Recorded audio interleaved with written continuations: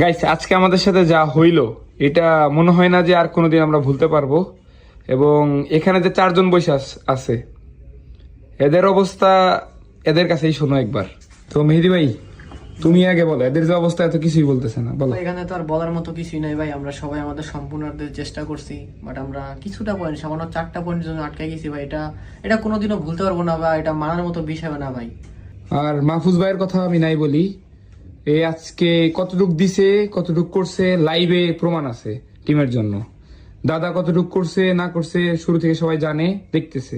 এবং সর্বশেষ যদি আমি আলিফের দিকে আসি, 1.5 মাস যাবত পিসি থেকে ফোনে শিফট হয়ে কতটুক করছে না করছে, আফসোস ছাড়া এখানে কোনো বিকল্প আমি পাইতেছি না। মাত্র 4 পয়েন্টের জন্য নাকি আমরা ইন্দোনেশিয়ার জন্য কোয়ালিফাই হইতে পারলাম না।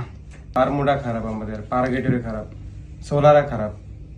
এই 3টা ম্যাচ খারাপ খেলেও আমরা 5 পয়েন্টের জন্য টপ 2 হতে পারিনি। আর আপনারা আমাদের অনেক বেশি সাপোর্ট ভালোবাসা তো দেখাইছেন, আমি জানি আমাদের থেকেও কষ্ট আপনারা বেশি পাইতেছেন। মাত্র 4 পয়েন্টের জন্য নাকি আমরা এই ওয়ার্ল্ড সিরিজের জন্য কোয়ালিফাই করতে পারলাম না।